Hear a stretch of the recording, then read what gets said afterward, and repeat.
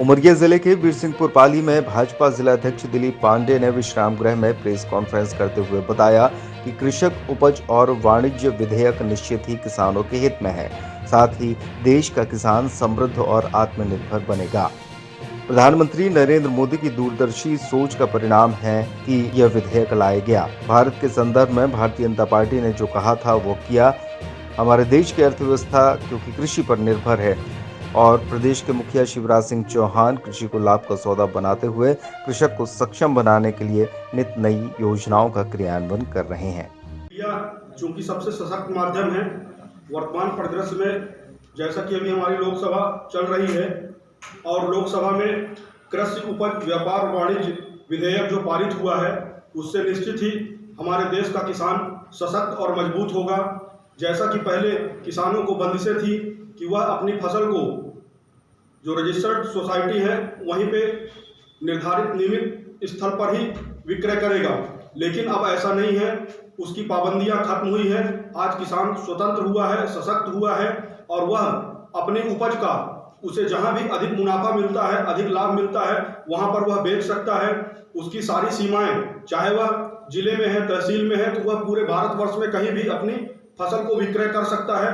ऐसी स्वतंत्रता, ऐसी आज़ादी उसे मिली है और किसान कानूनी रूप से सभी बंधनों से आज़ाद होगा। किसी भी मंडी पर जाकर लाइसेंसी व्यापारी को अपनी उपज बेचे, ऐसी व्यवस्था उसके पास नहीं रहेगी और किसान अपनी मर्जी का मालिक होगा। किसान के पास विकल्प रहेंगे, रास्ते रहेंगे। उसे उसकी फसल का जहां ज़्यादा दाम मिलेगा वहां उस फसल को वह बेचेगा।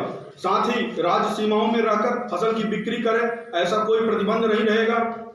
साथ ही जो हमारा किसान है वह प्रतिस्पर्धी डिजिटल व्यापार के माध्यम से पूरी पारदर्शिता जो रहेगी उसमें कमी होगी और अंततः जो किसान की आर्थिक स्थिति है उसमें इजाफा होगा, वह स्वयं आत्मनिर्भर होगा।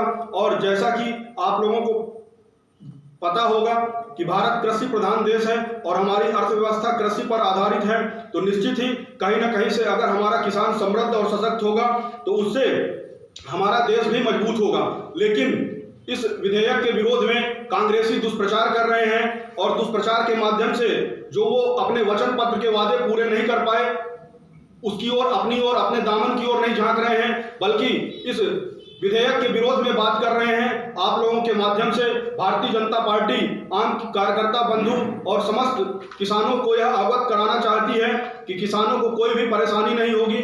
किसानों को मंडी व्यवस्था पहले की तरह ही दिया जा रहा है और कृषि बिल न्यूनतम समर्थन मूल्य का इससे कोई लेना देना नहीं है और एमएसपी मूल्य जो मिलता रहा है वह मिलेगा। मंडी व्यवस्था यथावत रहेगी और जो किसान का करार है, निर्धारित दाम पाने की गारंटी है, वह यथावत रहेगी। साथ ही बिल में साफ निर्देशित किया गया है किसानों की जमीन की बिक्री, लीज और गिरवी रखना पूरी तरह निषिद्ध है।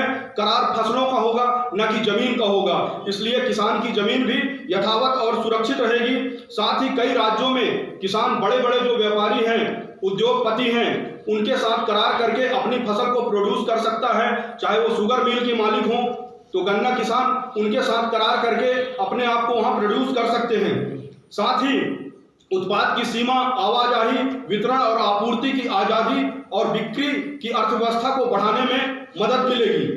मित्रों, जैसा कि अभी किसान सम्मान निधि जो दी जा रही थी उसमें भी इजाफा हुआ है और किसान को हमारी सरकार अब 10,000 रुपए बढ़ा कर दे रही है। किसान सम्मान निधि अपने आप में यह हमारे लिए, आपके लिए और भारत के लिए गौरव की बात है कि किसान का अन्नदाता आज सम्मानित हो रहा है। यह केवल और केवल भारतीय जनता पार्टी के कार्यकाल में और भारतीय जनता पार्टी की सरकार में ही संभव हो सका है। चाहे वह हम प्रदेश के यशस्वी मुख्यमंत्री शिवराज सिंह चौहान साहब की बात करें या हमारे लाडले वैश्विक नेता परम सम्माननीय नरेंद्र मोदी जी की बात करें, कहीं ना कहीं से इतनी संवेदना और इतनी संवेदनशीलता अगर किसी नेता में है तो वह भारतीय जनता पार्टी के यशस्वी मुख्यमंत्री शिवराज सिंह चौहान साहब और परम सम्माननीय नरेंद्र मोदी जी में है।